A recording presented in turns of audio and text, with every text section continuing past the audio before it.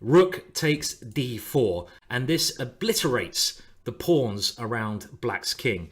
These pawns at the moment do defend the black king, but now white rips them apart, gets rid of that protection. What can black play? Well, if black swaps queens, white has won a safe pawn.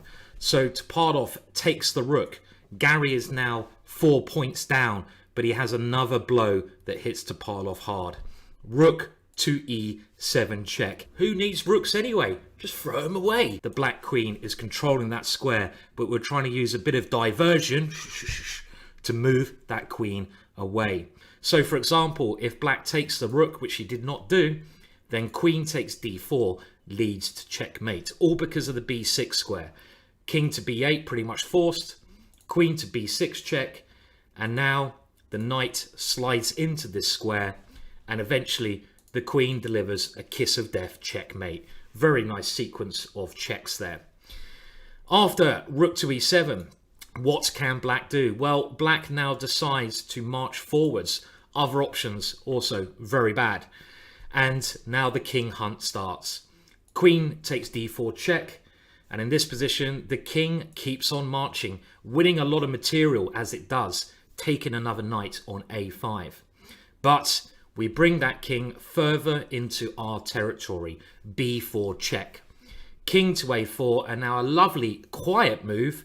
We don't always need to bring out the shotgun moves. We can also do the quiet and delicate moves. A bit like a symphony of chess magic. Queen to c3. And now with queen to b3, checkmate lingering over black's king. Rook takes c8. The point behind this move, we're getting rid of the knight that could have defended on e7. Black actually resigned here because he saw queen takes c8 would be met by this lovely delicate swinging move, queen to a3 check, and this of course will win the game. But black is getting ready to eliminate that knight with chances of equality. Gary now plays a beautiful concept. Rook takes b7. Now the rook is worth 5 points, the bishop 3, so he's clearly sacrificing 2 points. And for what reason?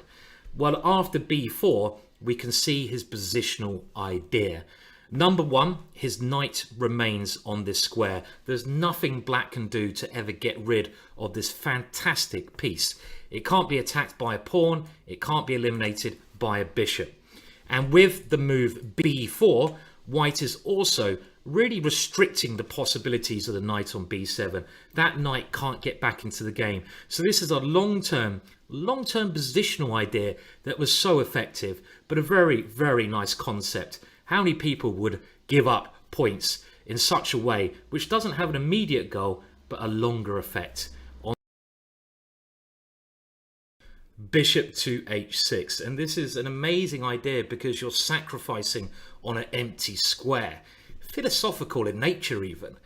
This has to be taken, and what is the idea? Well, now we bring in the big guns. Queen to d2. The queen is sliding into h6 with queen to g7 as the major follow-up. And even though Gary sacrificed a piece here, there's no good way that black can defend. Pawn to f5 is a defensive try that Nigel gave a go, but it didn't work after pawn takes pawn, en passant, capture in passing.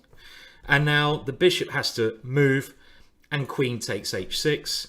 Nigel tries rook to a7 to get some defensive ideas along the 7th rank, but now another white piece dives in, knight to g5, and with ideas of f7 coming up, black is helpless and he goes on to lose in quick time. So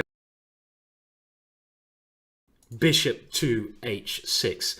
This move is quite astonishing as we're throwing the bishop into the same square as we just saw. In this case, we're trying to eliminate the pawn on g7.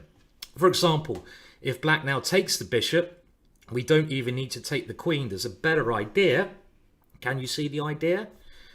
Queen to h5 check, followed up with queen to f7 checkmate. And in the game, black tried queen to c3, but now white is able to eliminate the g7 pawn.